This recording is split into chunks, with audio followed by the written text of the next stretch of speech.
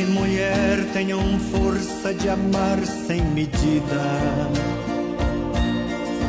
Que ninguém vá dormir sem pedir ou sem dar seu perdão. Que as crianças aprendam no colo o sentido da vida. Que a família celebre a partilha do abraço e do pão. Que marido e mulher não se traiam nem traiam seus filhos.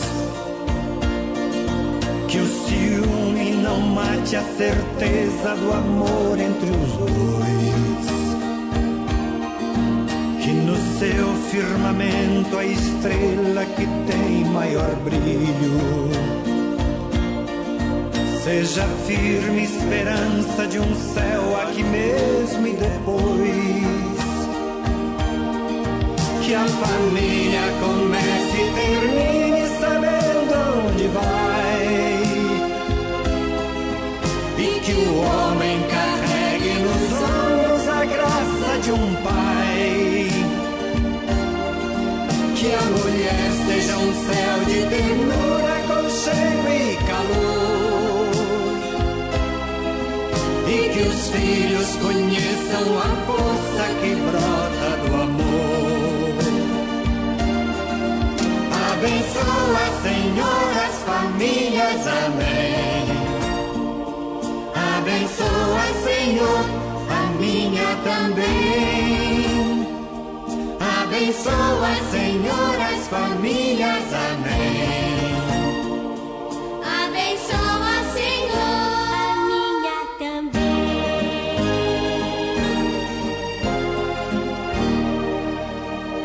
Abençoa, Senhor,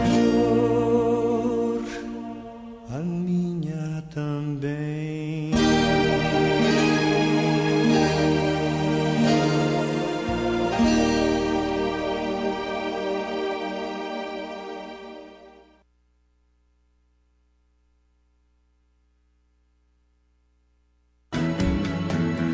Pai, eu estou aqui para conversar contigo.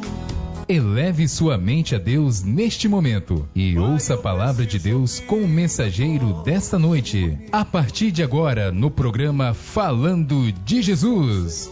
Pois quando tu falas comigo, o fogo se acende. No segundo livro dos Reis, no capítulo 6, versículo 14, diz assim a palavra do Senhor. Então enviou para lá cavalos e carros e um grande exército, os quais vieram de noite e cercaram a cidade. E o moço do homem de Deus se levantou muito cedo e saiu.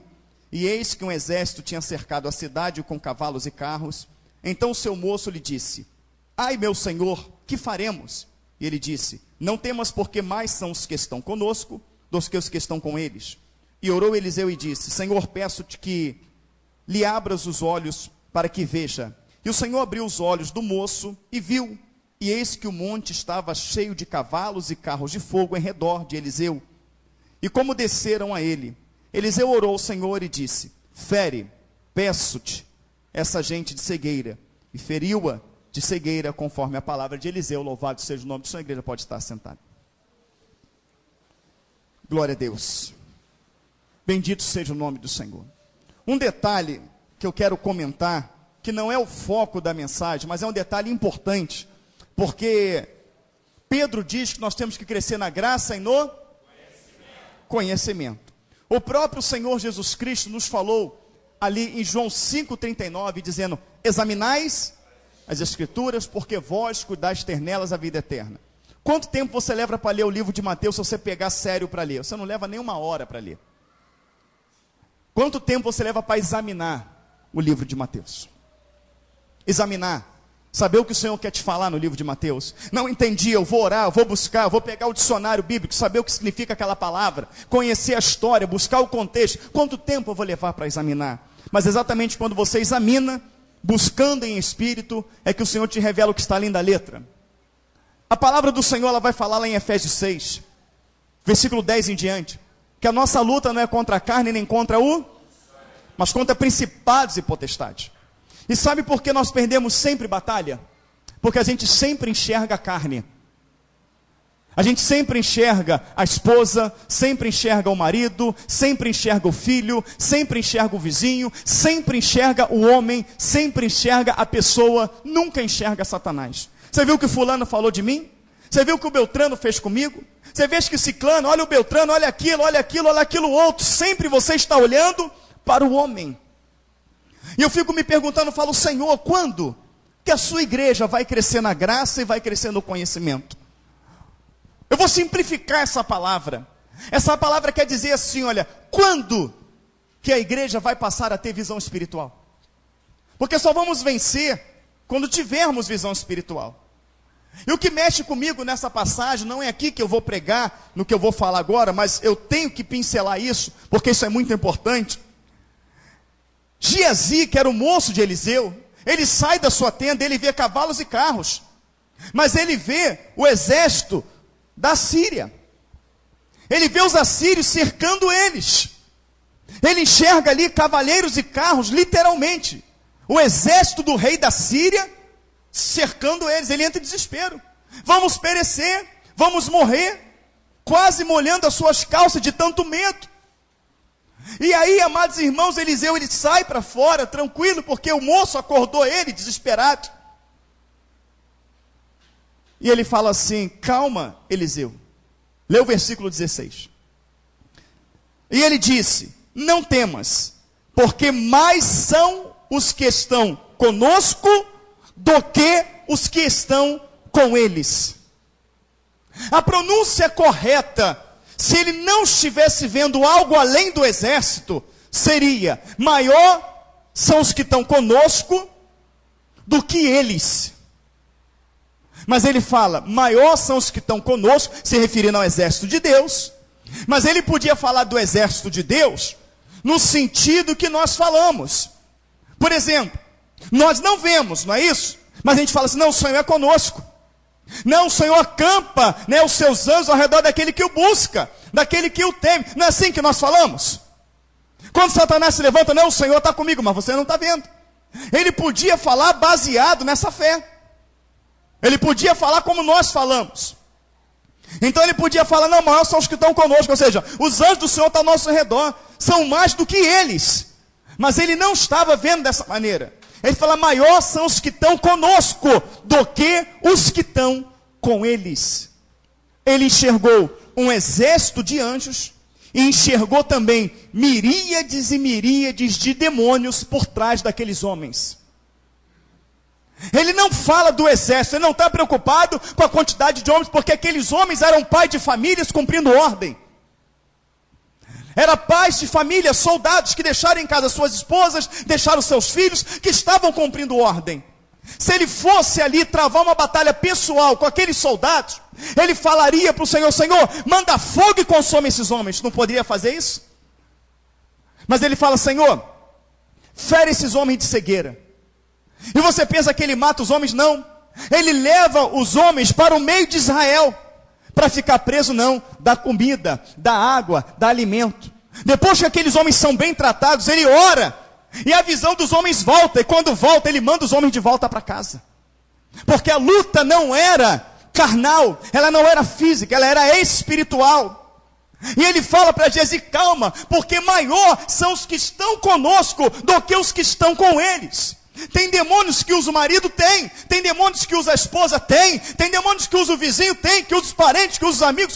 Tem, mas maior são os que estão conosco do que os que estão com eles. E só vamos vencer quando enxergarmos espiritualmente.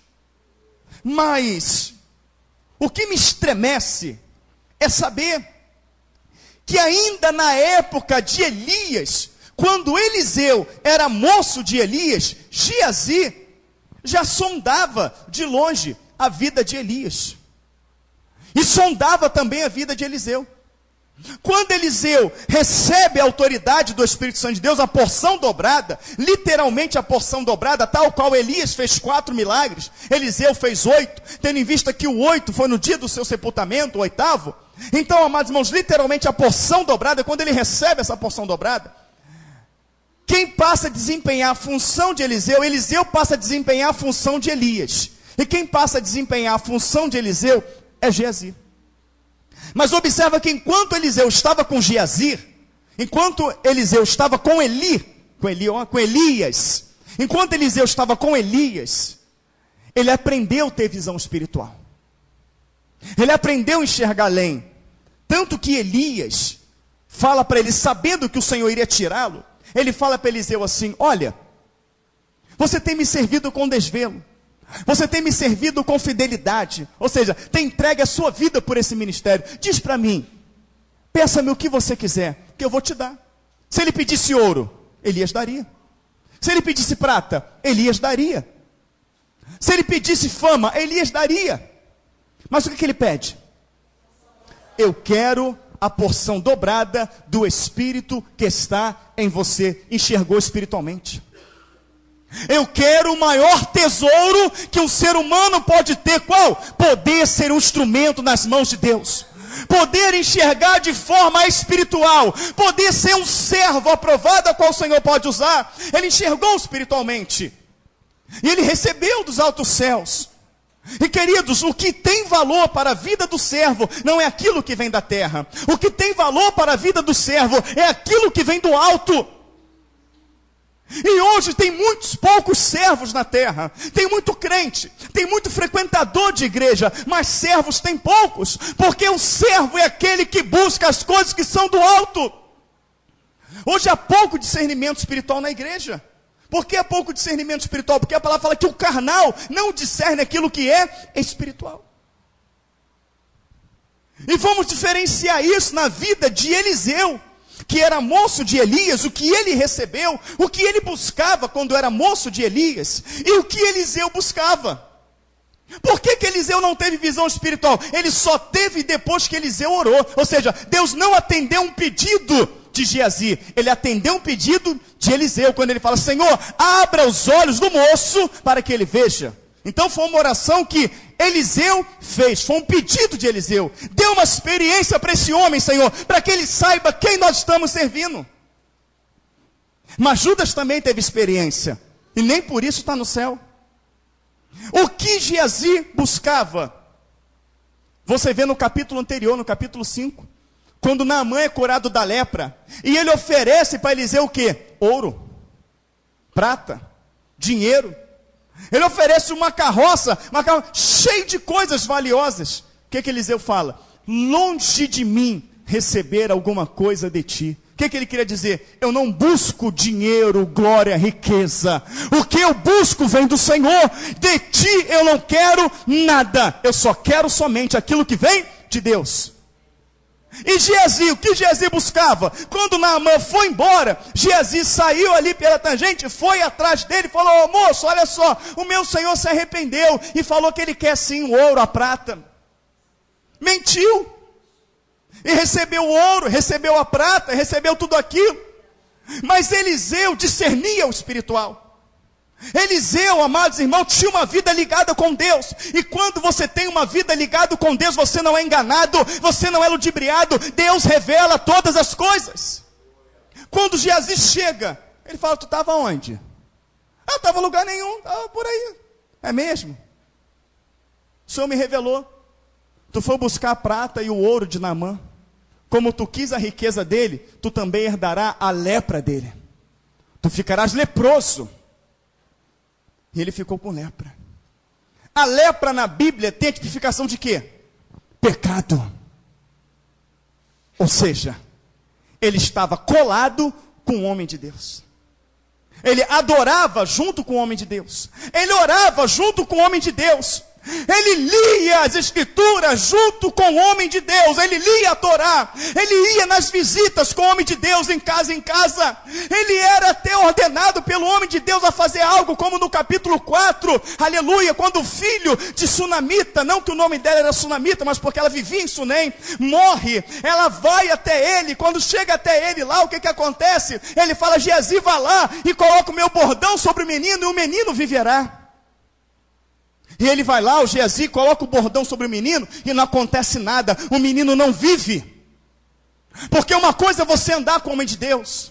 Uma coisa é você ouvir a palavra de Deus. Uma coisa é você orar com pessoas de Deus. Outra coisa é você ser homem e mulher de Deus.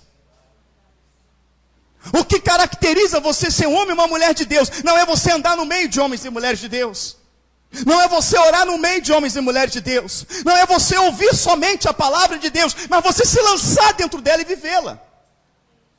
Então isso aqui diferenciava Eliseu de Geazi. Porém, Geazi teve todas as oportunidades. Ele teve todas as oportunidades. Ele teve a oportunidade de enxergar espiritualmente, mas não enxergou por ele mesmo. O homem de Deus teve que falar. Ele teve a oportunidade de ser usado por Deus para uma criança, um adolescente de 15 anos ressuscitar, que foi o filho de Sunamita. Não ressuscitou por quê? Porque quando ele estava com Eliseu, ele era santo. Mas fora da presença de Eliseu, ele era profano. Na presença de Eliseu, fez bem, meu senhor, é isso mesmo, não tem que receber ouro e prata de ninguém não. Saiu da presença de Eliseu. Ô seu Naamã, me dá aqui o seu ouro e sua prata. Achando que o Senhor não vê, achando que o Senhor não enxerga. Mas ele teve a oportunidade. E cada um de nós ouvimos uma palavra verdadeira. Cada um de nós andamos com homens e mulheres de Deus. Conhecemos muitos deles. Cada um de nós temos tido a oportunidade de visitas, de orar por enfermos. Cada um de nós temos tido essa oportunidade.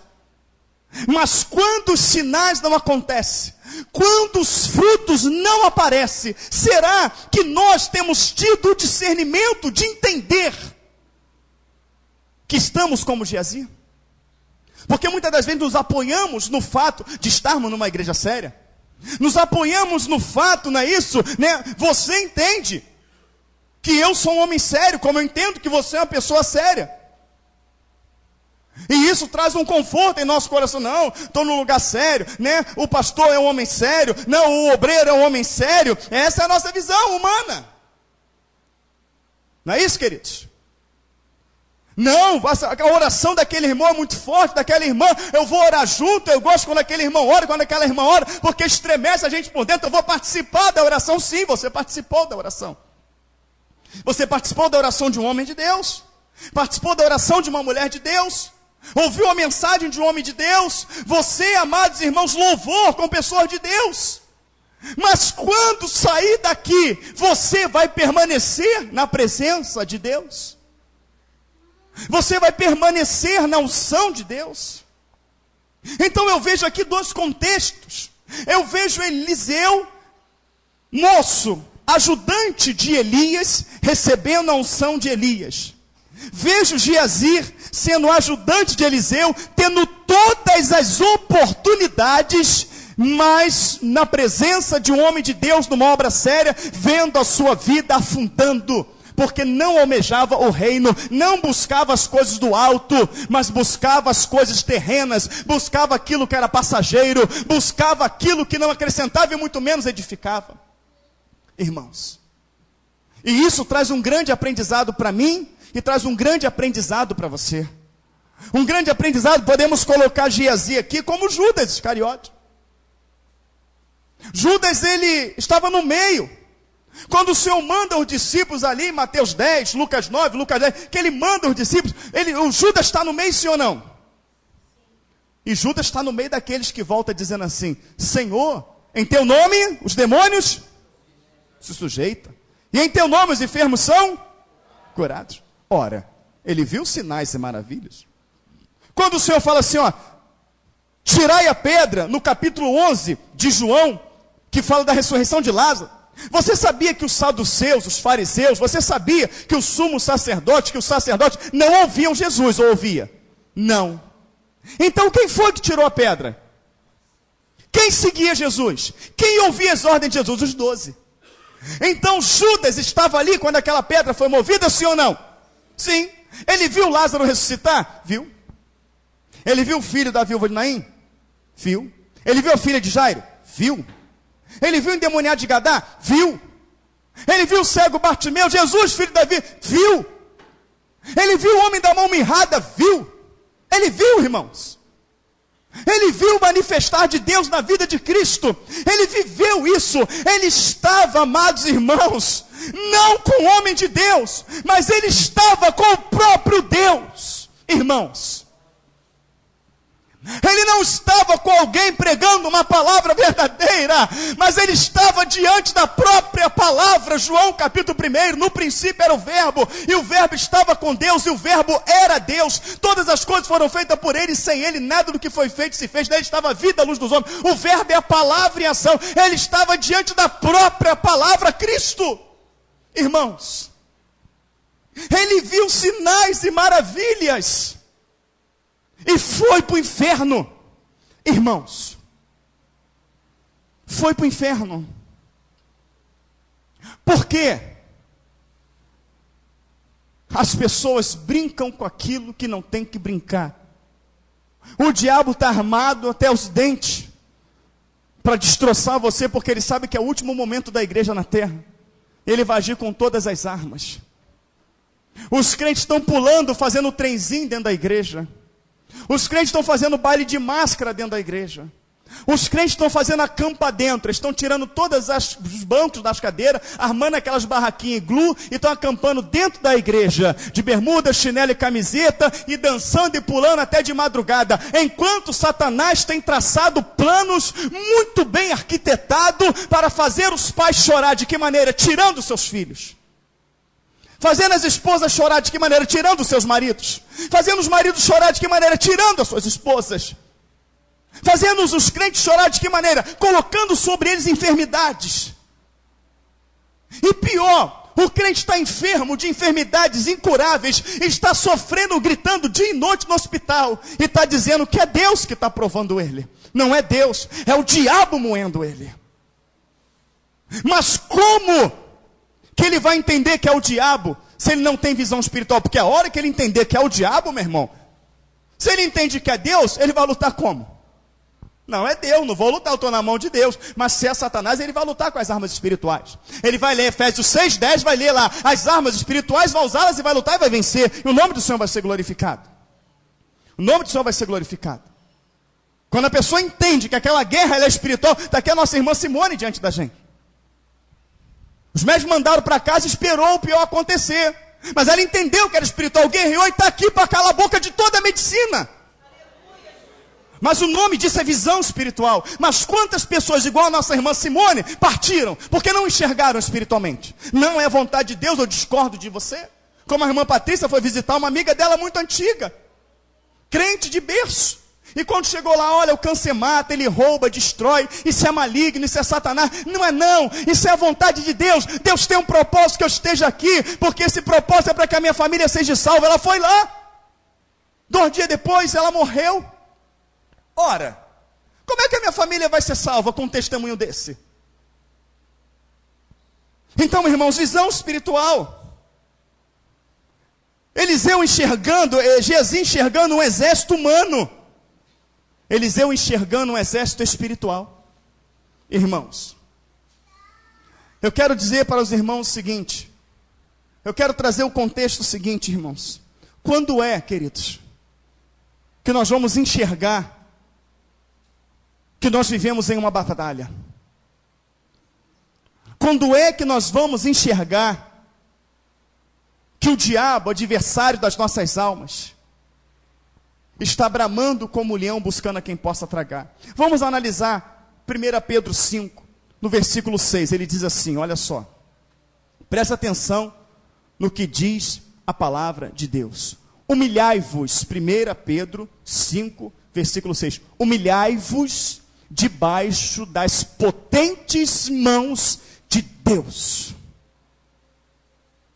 lançando sobre ele, versículo 7, todas as vossas ansiedades, porque é ele quem cuida de vós. Versículo 8, frisa ele. Versículo 8, frisa esse. Sede sóbrios. Sóbrios. Não ande como louco. Não ande como desapercebidos. Não ande como embriagados. Sede sóbrios e vigilantes. Porque o diabo, meu adversário, Deus falando, é isso? Não, ele fala, o diabo, o vosso adversário está ao derredor, bramando como leão, buscando a quem possa tragar. É Deus falando pela boca de Pedro que o diabo é meu e seu adversário, e que o único propósito dele como nosso adversário é estraçalhar você, porque é isso que um leão faz com a presa. Mas nós insistimos em ter vida sem oração. Insistimos em passar os nossos dias sem ler e obedecer a palavra. Insistimos em lutar com a força do braço. Insistimos em emprestar nossa boca para o diabo. Insistimos em emprestar os nossos olhos para programas que não edificam. Insistimos em estar em lugares que Deus não está. Nós insistimos em fazer da igreja um circo, aonde os membros são os telespectadores, os pastores são os palhaços, e os integrantes, os bobos da corte, para fazer a igreja rir. Enquanto o diabo, ele fica rindo da tua cara. Enquanto o diabo está rindo da contenda que está dentro do teu lar entre você e tua esposa. O diabo está rindo, amados irmãos, do devorador que está levando o dinheiro em remédio. O diabo está rindo quando você não dorme, em depressão, em angústia, quando teus filhos se perdem, quando eles te respondem. O diabo está cegando de tal maneira que os sinais da volta do Senhor estão debaixo dos nossos olhos. A Constituição brasileira sendo mudada, colocando, amados irmãos, mais de 100 leis contra a igreja. Leis até, amados irmãos, que vai nos proibir de ter uma Bíblia. Irmãos, e está todo mundo nas igrejas achando que é festa quando não é. Se tem um momento na história que a igreja tem que estar em oração, é agora. Se tem um momento na história que você tem que ter uma vida santa, separada diante do Senhor, é agora. Se tem um momento histórico da igreja que você tem que se humilhar debaixo das potentes mãos de Deus, chorar aos pés dele e arrancar da tua vida o que não glorifica a ele, é agora. É agora, para que dê tempo de você se salvar e ser salvo a tua família, irmãos. Irmãos, olha, eu tenho rodado em muitos lugares, eu tenho visto atrocidades com o reino de Deus, irmãos. Irmãos, eu estava num culto, irmãos, eu estava lá. Ninguém me contou, eu estava lá. Aonde um homem foi chamado, um pastor conhecido de uma igreja grande, ele foi chamado porque ele falou, ele disse com a boca dele, que o Senhor ministrou uma mensagem no coração dele sobre oferta, e que a missão dele era ministrar nos eventos do CONIP esta mensagem sobre oferta. Porque através dessa mensagem Deus ia curar, Deus ia abrir portas, e Deus ia abençoar muito o CONIP. E ele falou, irmãos, a primeira vez que essa mensagem foi pregada, uma pessoa de cadeira de roda andou.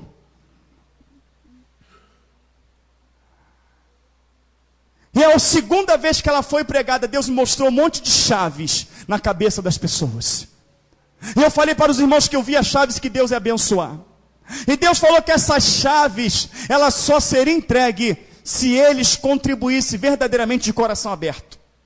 Mas irmãos, escuta, ele falando, não eu, ele, eu estava lá. Irmãos, olha, quando a pessoa acabou de ofertar, eu vi muitas chaves sendo recolhidas. Eu falei, Senhor, por que isso? O Senhor falou assim, porque eles poderiam contribuir com muito mais e não contribuíram. Então aqueles que não contribuíram com realmente o que podia, eu não vou abençoar.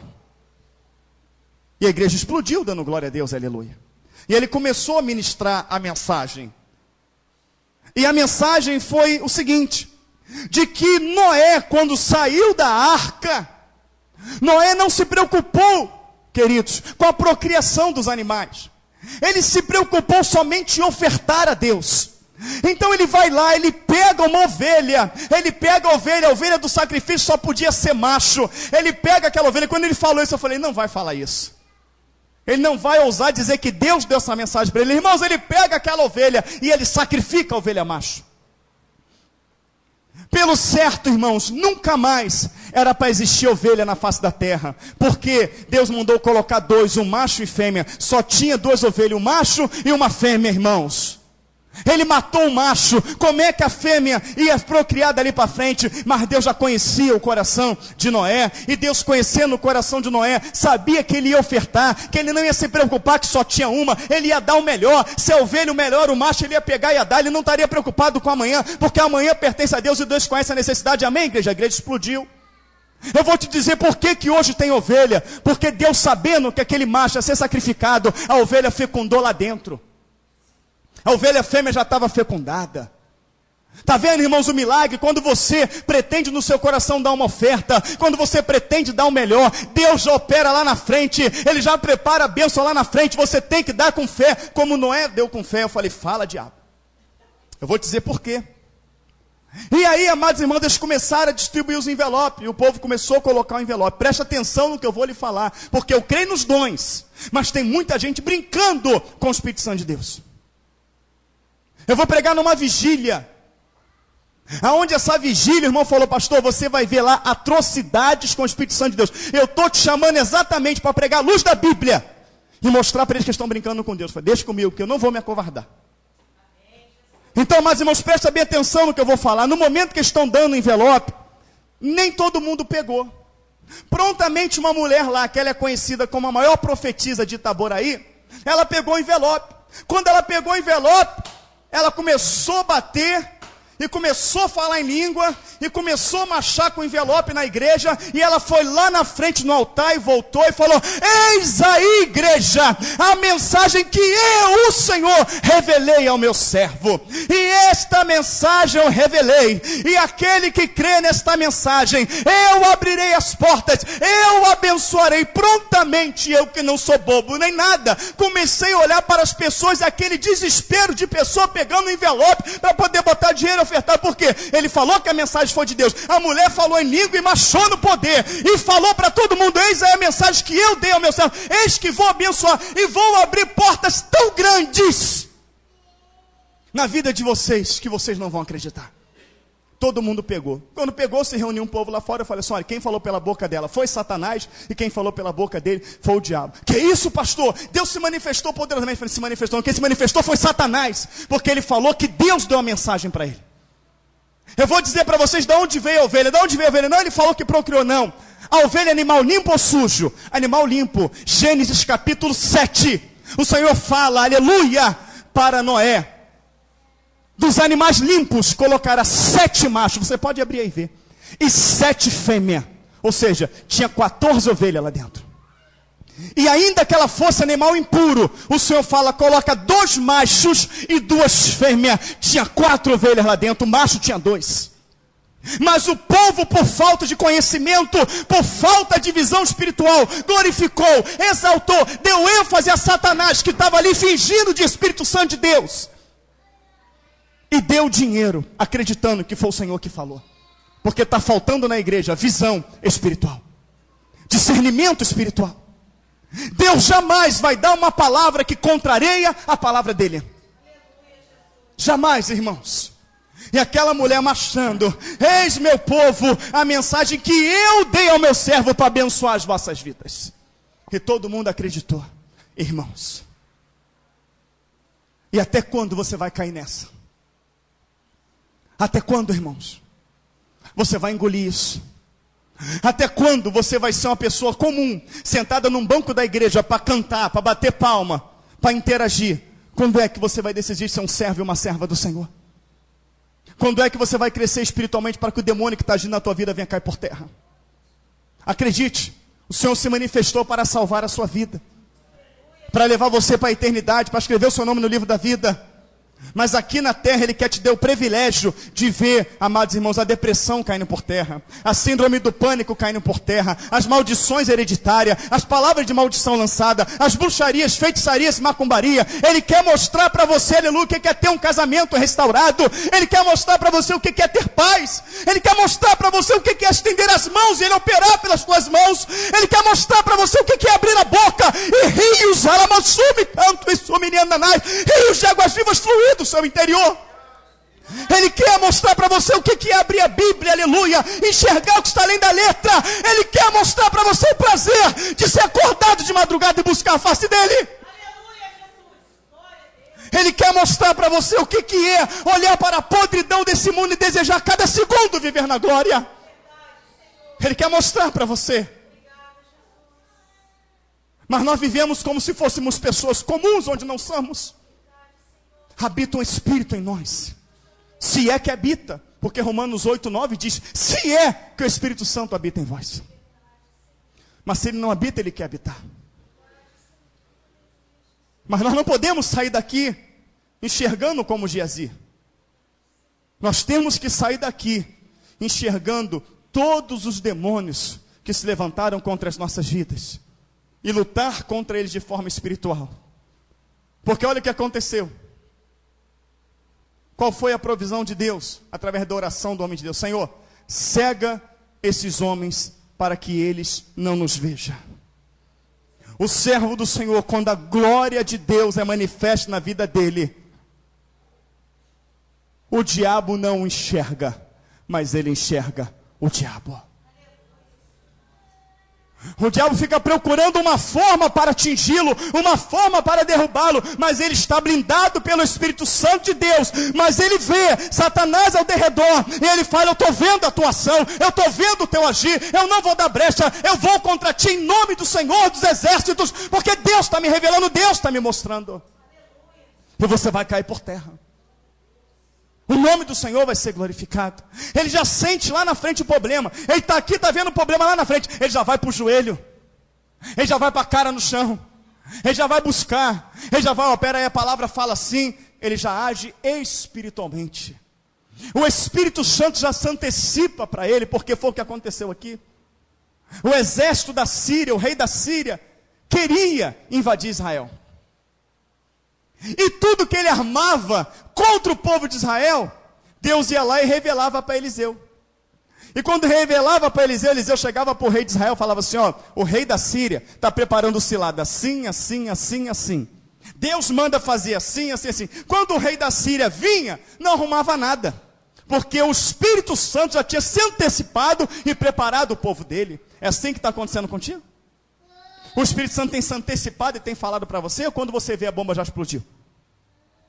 Porque o Espírito Santo te antecipa. E aí o rei da Síria preparava outra cilada. O Espírito Santo ia lá e falava com Eliseu. Eliseu falava para o rei de Israel. Até que o rei da Síria se enfureceu, reuniu e se falou, quem é o traidor aqui? Quem é o X9? Quem é aquele que está lá macumundado com o rei de Israel? Quem é que está levando a nossa estratégia para ele? Fala que eu vou matar, vou passar fio de espada. Não, não é ninguém não. É que lá, aleluia, tem um profeta do Senhor, a qual Deus fala com ele e revela todas as coisas. O rei da Síria então muda o foco não é Israel, o foco é no profeta, mata ele, envia cavalos e cavaleiros, cerca, acaba com ele, e vai lá. Centenas e centenas de soldados para pegar 2 homens. Quando chega lá, não puderam tocar no homem de Deus. Não puderam fazer nada. Por quê, pastor? Porque ele era homem de Deus. A única maneira do diabo não fazer nada contigo, mulher, é sendo mulher de Deus. A única maneira do diabo não fazer nada contigo, homem, é sendo homem de Deus. Você, jovem, é sendo um jovem de Deus. É se tornando servos e servas do Senhor. Ele não vai fazer nada contigo. E detalhe, Deus vai te dar tanta ousadia, que o diabo vai aparecer para você e falar assim, vou te matar. Tu fala assim, mata, se tu é mais forte que o meu Deus. Você vai ver que não vai acontecer nada.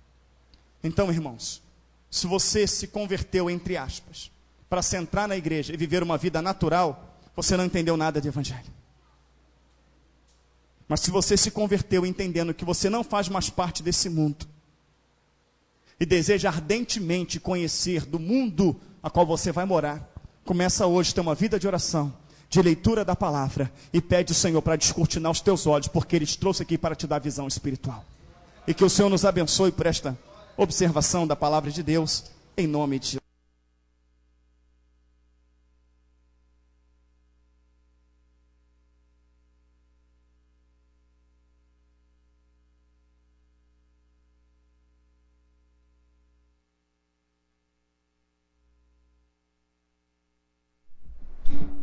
Rede Popular de Rádio, agora são 18 horas e 46 minutos, 18 e 46. Agradecendo a Deus por mais uma abençoada, por mais uma palavra que Deus trouxe para o meu coração e para o seu coração. Quero também agradecer ao pastor mensageiro desta noite por esta rica palavra que vem nos crescer, que vem nos dar entendimento, para que nós possamos realmente ficar atento sobre o que fala a palavra de Deus. Como ontem o mensageiro, ontem de ontem, dias e dias, meses, já até ano, já vão fazer ano, 2 anos no ar, que sempre a palavra de Deus, quando vem a sendo trazida aqui, ela vem para nos advertir, exatamente para nós ficar atentos o que é de Deus e o que é do homem. Agora na Serra são 18 horas e 47 minutos, quero agradecer a Deus pela oportunidade e amanhã, se assim Deus permitir, vamos estar aqui com mais um programa Falando de Jesus. A partir deste momento, nós vamos estar desfazendo a nossa rede.